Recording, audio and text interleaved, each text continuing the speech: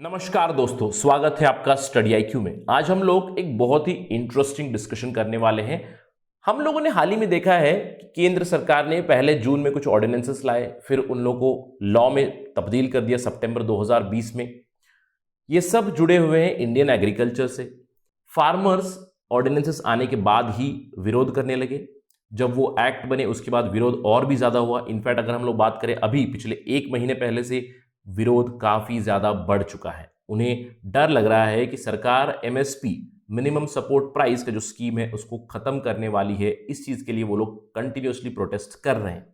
आज हम लोग इस पर्टिकुलर वीडियो में डिस्कशन करेंगे कि सरकार का पहले क्या रवैया था और सितंबर, टू बी स्पेसिफिक, जून में ऑर्डिनेंसेस लाए, सितंबर में उनको एक्ट बनाया, तो जून सितंबर में ऐसा क्या हुआ, उनका रवैया क्यों बदला। हम लोग बात करने वाले हैं कि जो फार्म लॉस है उनकी मिस्ट्री क्या है। क्योंकि अगर हम लोग बात करें कुछ ही महीनों पहले सरकार का रवैया कुछ और था, सडनली बदल चुका है।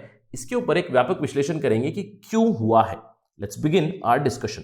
लेकिन उससे पहले मैं हूं आपका दोस्त राहुल साईगांवकर। अगर आप मुझे फॉलो करना चाहते हो can follow me on the ID Rahul Sai 222।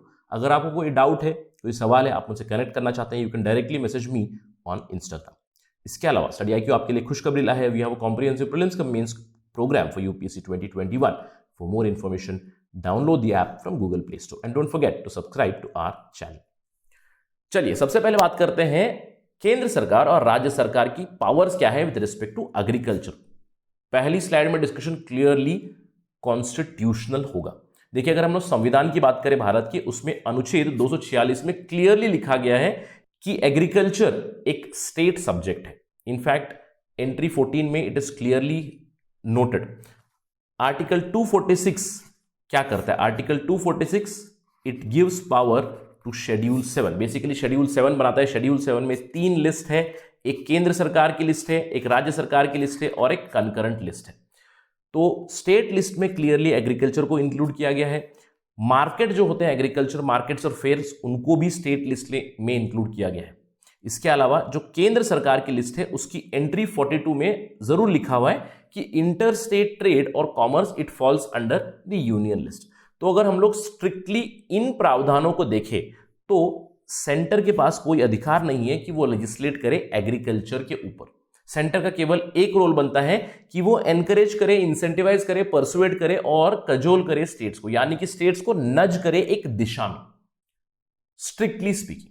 लेकिन अगर हम लोग कॉन्स्टिट्यूशन को थोड़ा सा क्रिएटिव इंटरप्रिटेशन से देखें तो एक एंट्री है 33B in the concurrent list. याद रखिएगा, इन द कंकरेंट लिस्ट, जो तीसरी लिस्ट है जहां पे स्टेट भी कर सकते हैं और सेंटर भी कर सकते हैं। कंकरेंट लिस्ट में कुछ लिखा हुआ है, concerns trade, commerce in and production, supply and distribution of food stuffs. तो यहां पे आती है मार्केटिंग की बात। यहां पे केंद्र सरकार भी बना सकती है और राज्य सरकार भी बना सकती है, दोनों भी लॉस बना सकते हैं।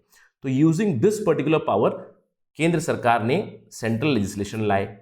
और अगर ऐसा हो जाए कि उस पे एक स्टेट भी लॉ बना लिया है और केंद्र भी उसके ऊपर लॉ बनाए, तो कौन सा लॉ प्रिवेल होगा? ऑब्वियसली वो लॉ प्रिवेल होगा जो पार्लियामेंट ने बनाया है। यानी कि केंद्र सरकार का जो लॉ है वो प्रिवेल कर जाएगा राज्य सरकार के लॉ के ऊपर। तो इसके तहत ही केंद्र सरकार ने लॉ लाए। तो चलिए अभी रिफॉर्म्स के ऊपर वापस डिस्कशन पे चलते हैं। ये तो हो गई संविधान की बातें और किस पावर से सेंटर ने लॉ बनाए। अगर हम लोग रिफॉर्म्स की बात करें, देखिए मैं सिर्फ नवंबर 2019 की बातें कर रहा हूं। नवंबर 2019 में 15th फाइनेंस कमीशन की रिपोर्ट निकली। 15th फाइनेंस कमीशन की एक इंटरिम रिपोर्ट आई जिसमें उन्होंने कहा कि परफॉर्मेंस बेस्ड इंसेंटिव देंगे हम राज्यों को, स्टेट्स को, जो एग्रीकल्चर सेक्टर में रिफॉर्म लाएंगे। स्पेसिफिकली 15th फाइनेंस कमीशन ने यह रेकमेंड किया कि स्टेट गवर्नमेंट्स प्रिपरेटरी एक्शन ले ताकि वो पास करे 2 लॉस। एक है union agriculture ministries model agriculture produce livestock marketing model act और agriculture produce and livestock contract farming again a model act. यानी कि केंद्र सरकार ने एक मॉडल एक्ट बना रखे हैं जिसको अब देखकर अपने राज्यों में लॉ बनाइए। अगर आप बनाएंगे इसको 2020-2021 में तो आपको और भी ग्रांट्स अवार्ड की जाएगी अगले सालों में 2021-22 में। ये कहा था 15th फाइनेंस कमीशन ने। और याद रखिएगा 15th फाइनेंस कमीशन की रिपोर्ट को केंद्र सरकार ने एंडोर्स किया हुआ है। अगर अब आपको लग रहा होगा कि हम लोग इन लॉस के बारे में क्यों बात कर रहे हैं, क्यों? क्योंकि यहां पे आपको इन लॉस पे फोकस नहीं करना है, आपको इस पे फोकस करना है कि केंद्र सरकार ने क्या कहा था कि अगर आप अपनी तरफ से लॉ बनाएंगे, एग्रीकल्चरल रिफॉर्म लाएंगे, जो भी आप ला रहे हैं, हम आपको एक्स्ट्रा ग्रांट देंगे 15th फाइनेंस कमीशन की रिकमेंडेशन। चलिए अब बात करते हैं हमारे बजट के बारे में। फरवरी 2020 में जब बजट आया था, बजट स्पीच में हमारी फाइनेंस मिनिस्टर निर्मला सीतारमण ने कहा था कि सेंटर एनकरेज करना चाहती है, फिर से रिपीट कर रहा हूं, एनकरेज करना चाहती है राज्य सरकारों को कि वो इंप्लीमेंट करें मॉडल फार्म रिफॉर्म लॉस। जैसे मॉडल लॉ है, मॉडल एपीएमसी एक्ट है, केंद्र ने एक मॉडल लॉ बना रखा है, आप उसको देखकर अपना लॉ बनाइए, then it would be good for agriculture sector. यानी कि आपको नोट करना है कि फाइनेंस कमीशन ने भी कहा, फाइनेंस मिनिस्टर ने भी कहा पहले कि हम लोग इंसेंटिवाइज करना चाहते हैं, हम लोग एनकरेज करना चाहते हैं कि स्टेट्स अपने दम से, अपने ही खुद के पावर से लिबरलाइज करें एग्रीकल्चर मार्केट्स को, यानी कि एपीएमसी के रिफॉर्म्स ले आए। मैं ये क्यों बता रहा हूं, क्योंकि आप फोकस कीजिएगा इंसेंटिवाइजेशन पे और एनकरेज पे, क्योंकि नवंबर और फरवरी में ये कहा कि हम आपको बढ़ावा देना चाहते हैं, आप खुद से ही रिफॉर्म्स लेके आइए। लेकिन एक यू टर्न हुआ। यू टर्न कब हुआ? जून 2020 में सरकार ने, केंद्र सरकार ने खुद से ही ऑर्डिनेंसेस लाए, 3 फार्म ऑर्डिनेंसेस लाए। फिर उसके बाद जब मॉनसून सत्र शुरू हुआ, उन्होंने उन ऑर्डिनेंसेस को बिल में लाया और जल्द ही बिल को पास भी करा दिया। सरकार ने यह कहा कि ये जो 3 ऑर्डिनेंसेस है वो फार्मर के लिए भी फ्रेंडली है, ट्रेडर के लिए भी फ्रेंडली है, इससे एग्रीकल्चर में और भी डेवलपमेंट होगी। पहले ऑर्डिनेंस आए, फिर एक्ट बने। क्या थे? एक अमेंडमेंट था एसेंशियल कमोडिटीज एक्ट 1955 में, एक एक्ट था, मैंने ऑर्डिनेंस को मेंशन किया जो जून में आया था, farm produce trade and commerce promotion and facilitation ordinance, और farmers empowerment and protection agreement on price assurance and farm services ordinance which is now an act. इन तीनों को लेके आए। तो क्या बदलाव हुआ? यू टर्न क्या हुआ कि नवंबर में और फरवरी में बोला कि हम चाहते हैं कि राज्य सरकार अपनी आप से ही ये बदलाव ले आए, और अचानक से ही कुछ ही महीनों में उन्होंने नवंबर 2019 और फरवरी 2020 में कहा कि आप अपने आप से एग्रीकल्चर में रिफॉर्म्स लेके आइए, और सडनली जून में कहा कि नहीं, हम खुद ही कर रहे हैं, वो भी ऑर्डिनेंस रूट से। याद रखिएगा, पहले ऑर्डिनेंस रूट से, फिर फोर्सफुली जल्दी उसको बिना डिस्कशन डेलिब्रेशन के लॉ में भी बदल दिया।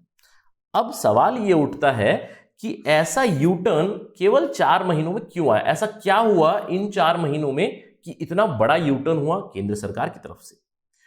तो कुछ पॉपुलर इसके रिस्पॉन्सेस, रिएक्शंस है। पहला रिएक्शन ये है कि जो बिलियनियर्स हैं, मिलेनियर्स हैं इंडिया में, जैसे कि हो गए अंबानीस, अडानीस, टाटास, बिरलास, इन्होंने सरकार को फोर्स किया, और ये एक बहुत बड़ा आरोप भी है मोदी सरकार के ऊपर कि वो इन कॉर्पोरेट्स की सरकार है। इन्होंने सरकार को फोर्स किया है कि कुछ ऐसे प्रावधान ले आए कि वो डायरेक्टली कॉन्ट्रैक्ट फार्मिंग में चले जाए, डायरेक्टली प्रोड्यूस ले फार्मर से कम रेट पे, एटसेट्रा एटसेट्रा। लेकिन इस आरोप में उतना ज्यादा दम नहीं है।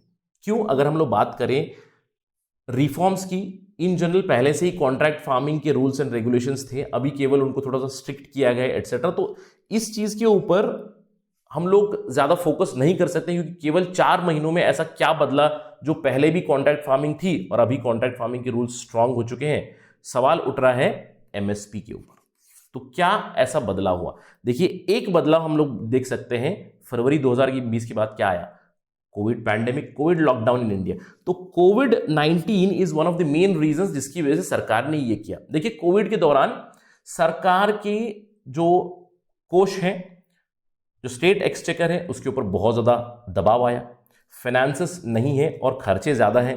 तो शायद इस वजह से हम लोग एक अंदेशा लगा सकते हैं कि that might be a reason.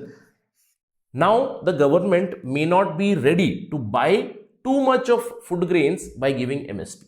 हम लोग ये कह सकते हैं कि सरकार अभी ज्यादा पैसे खर्च नहीं करना चाहती है, प्रोबेबली इसीलिए वो चाहते हैं कि प्राइवेट सेक्टर्स, प्राइवेट प्लेयर्स अभी आ जाए, ताकि फार्मर्स डायरेक्टली उनको बेचे और the market can run smoothly. Because state is taking a step back, probably because too much of expenditure because of COVID-19 pandemic, COVID lockdown. This might be one of the reasons, right? Now, apart from that, the next reason is China here. अगर हम लोग China की बात करें, China is a world leader in supply chain, in terms of agriculture supply lines also. लेकिन जब से Covid pandemic आया है, चाइना के ऊपर भी डिसरप्शन आए हैं, चाइना की सप्लाई लाइंस डिस्टर्ब हो चुकी है, entire global supply chain is disturbed. तो ये जो कोविड का पैंडेमिक है, ये हमारे लिए एक अपॉर्चुनिटी भी बनता है। शायद सरकार इस अपॉर्चुनिटी को कैपिटलाइज करना चाहता है। Probably it is because of this reason they might have forced these farm ordinances and later on farm acts on अस।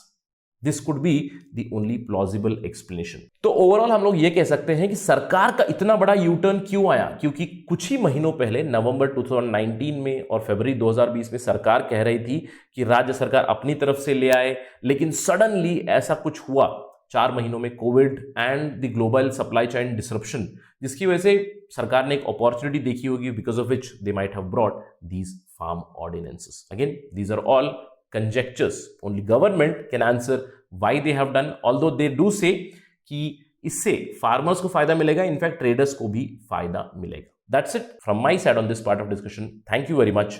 जय हिंद।